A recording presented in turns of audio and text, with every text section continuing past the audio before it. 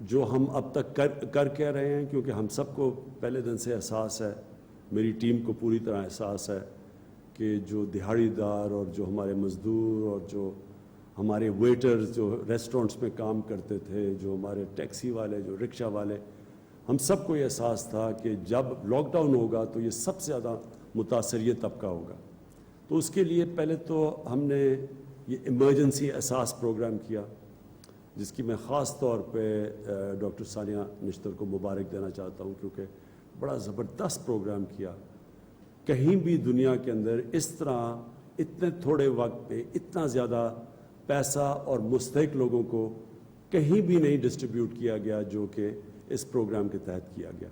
یہ واقعی ایک پاکستان کے لیے، ہماری گورنمنٹ کے لیے میں سمجھتا ہوں بڑی فخر کی بات ہے کہ ایک ایسا پروگرام آیا جس نے پہلے تو کوئی امتیاز نہیں کیا گیا، کہ کوئی پولیٹیکل کنسیڈریشنز نہیں تھے، صرف اور صرف دیکھا گیا ڈیٹا کے تحت کہ کون غریب طبقہ تھا، ان کو پیسے پہنچائے گئے. یہ نہیں دیکھا گیا کہ کون سا ہمارا تحریک انصاف کا صوبہ تھا یا کون سا ہمارا مخالف تھا. سندھ کے صوبے کو سب سے زیادہ پیسے گئے احساس پروگرام سے، اور اللہ کا شکر ہے کہ یہ ایک مجھے خوشی یہ ہوئی کہ بہت جو مشکل وقت میں ہمارے نیچے لوگ حالات میں تھے، مجھے بڑی خوشی ہوئی دیکھ کے کہ ان تک پیسہ پہنچا ہے. اب تک 66 لاکھ خاندان تک پیسہ پہنچ چکا ہے، 66 لاکھ خاندان تک.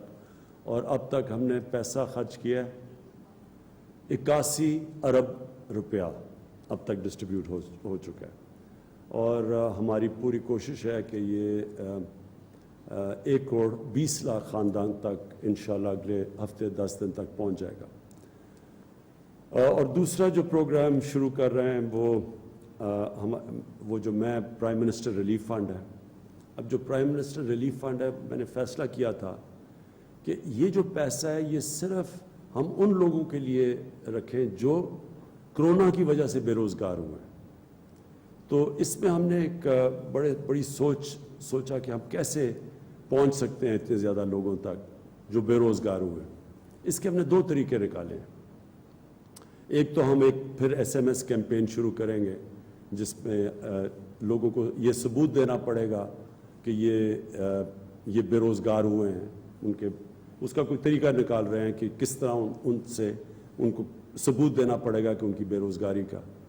تو اس سے جو پرائم منسٹر ریلیف فنڈ میں آپ پیسہ دیتے ہیں، 1 روپیہ جو میں خرچ کروں گا ان لوگوں کی، یہ جو بے روزگار لوگ ہوئے ہیں، تو جو گورنمنٹ ہے، ہماری گورنمنٹ، وہ 4 روپیہ دے گی اس وقت.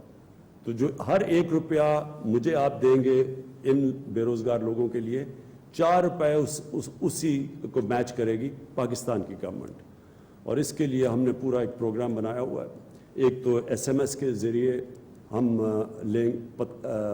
جو لوگ مستحق ہیں وہ ہمیں SMS کر سکتے ہیں، اور دوسری طرف جو ہماری ٹائیگر فورس ہے، ان کو ہم نے کہا ہے کہ ہر یونین کونسل تک یہ جا کے اپنا ایک ڈیسک رکھیں اس یونین کونسل میں، اور خود جا کے دیکھیں کہ کون کون سے لوگ بے روزگار ہوئے ہیں. اس میں کئی ایسے لوگ ہیں جو سفید پوش ہیں، جو سامنے نہیں آنا چاہیں گے. تو کیونکہ وہ ہر یونین کونسل میں جو بھی ہمارے ٹائیگرز ہوں گے، وہ وہاں کے ہم جو امام مسجد ہوں گے ان سے، جو زکوٰۃ دیتے ہیں، یعنی ان سے وہ انفارمیشن گیدر کریں گے اور پتہ چلائیں گے کہ کون سے وہ لوگ ہیں جو متاثر ہوئے ہیں.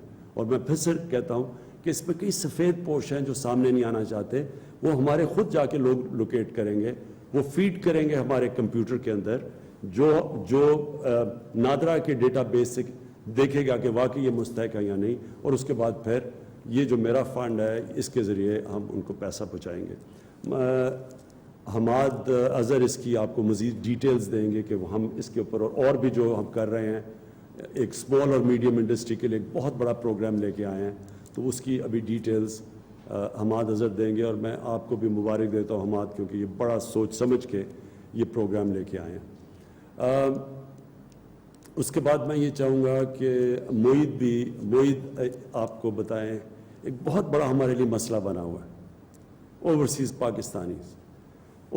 پاکستانیز اور سمجھ آتی ہے کہ وہ واپس آنا چاہتے ہیں. آج کل کئی جگہ کئی ہمارے مزدور ہیں، ان کی نوکریاں چلی گئی ہیں، وہ واپس آنا چاہتے ہیں. کئی جگہ ہمارے اوورسیز پاکستانیز دنیا میں پھنسے ہوئے ہیں. تو اس کے لیے میں نے موہت کو کہا کہ پوری ڈیٹیلز دیں، کیا ہمیں مشکلات آ رہی ہیں اس میں. میں چاہتا ہوں کہ قوم کو پتہ چلے کہ ہاں گورنمنٹ کوشش پوری کر رہی ہے، لیکن اس میں کئی مشکلات آتی ہیں کہ کیوں ہم ان کو واپس نہیں لا سکتے. میں یہ سمجھتا ہوں کہ ہمارا جو بیرون ملک پاکستانی ہے، یہ ہمارا سب سے بڑا اثاثہ ہے.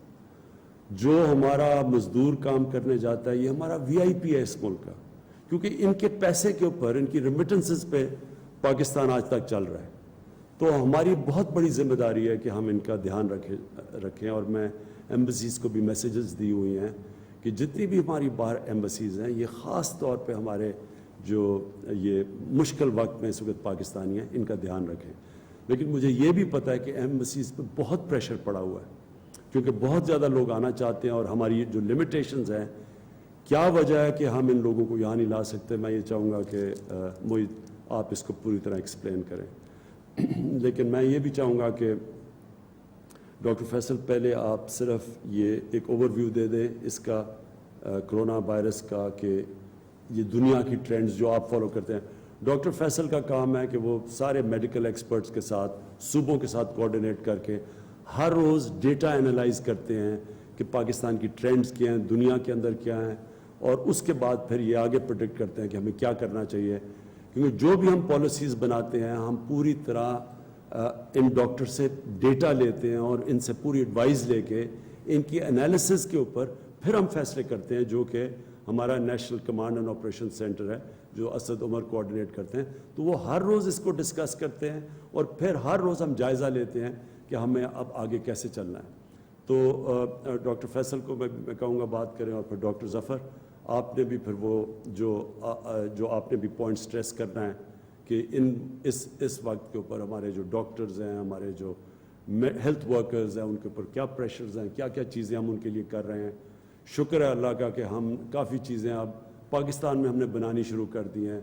میں نے آج دیکھا صبح ہم نے بہت زیادہ، جو سب سے بڑا دنیا میں شارٹیج تھی وینٹیلیٹرز کی، ہم نے آج صبح دیکھا کہ مختلف پاکستان کے جو انڈسٹریز ہیں، وہ وینٹیلیٹرز انہوں نے بنانا شروع کیا، اور بڑے سستے دنیا کے مقابلے میں.